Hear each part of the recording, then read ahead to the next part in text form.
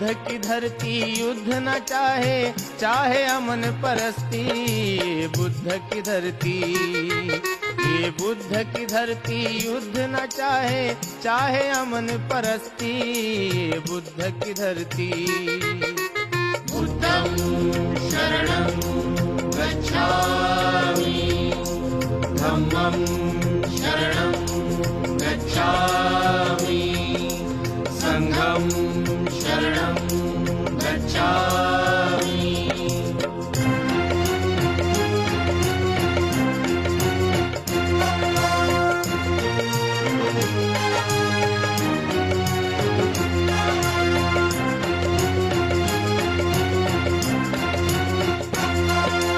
बुद्ध का भारत प्रबुद्ध भारत, पूर्ण समर्थक शांति का।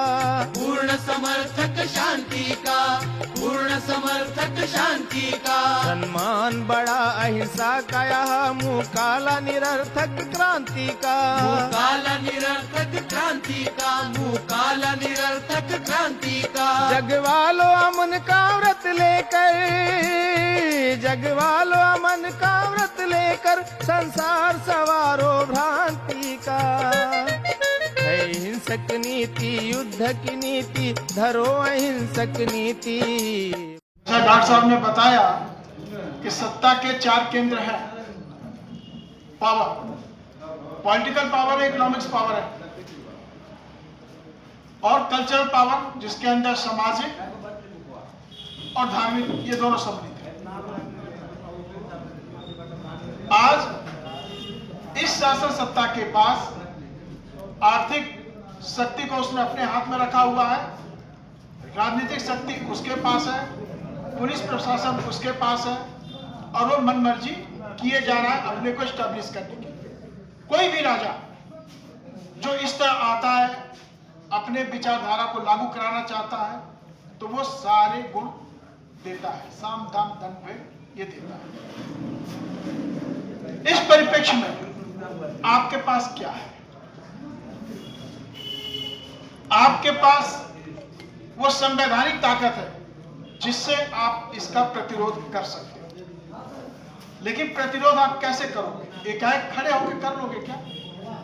वो ताकत नहीं है।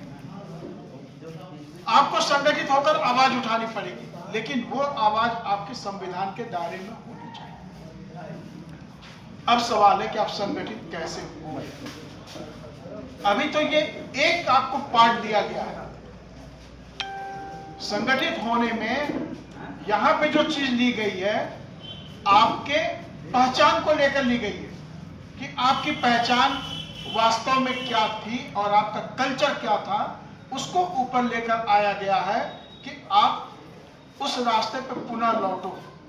पुनः लौटने का मतलब आप अपने को एक कल्चर, एक समाज का महसूस करो, ताकि आपके अंदर जो बंधुता की धरती, जो फील्ड ग्राउंड तैयार होनी हो, वो यहां से हो।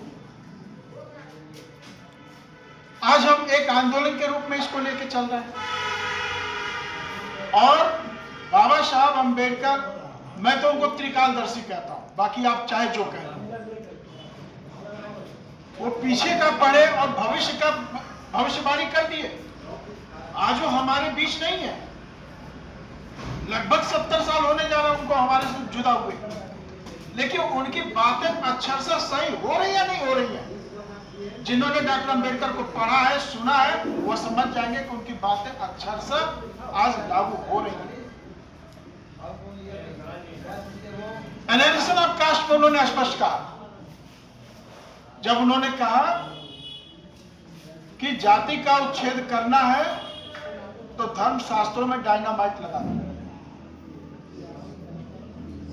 डायनामाइट लगा दो, ये तो बात उन्होंने कह दी, लेकिन उसके ठीक 2 खंड बाद ही वो कहते हैं कि इससे मेरा तात्पर्य क्या है।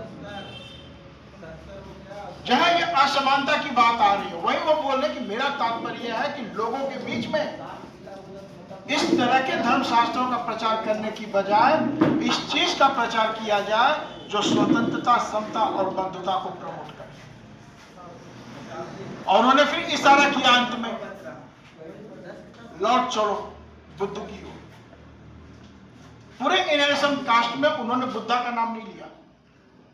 उन्होंने ये भी नहीं कहा कि लौट चलो, लेकिन जब आप पूरा रिजल्ट निकालते हो तो वहां एक ही शब्द आता है, आ अब लौट चले।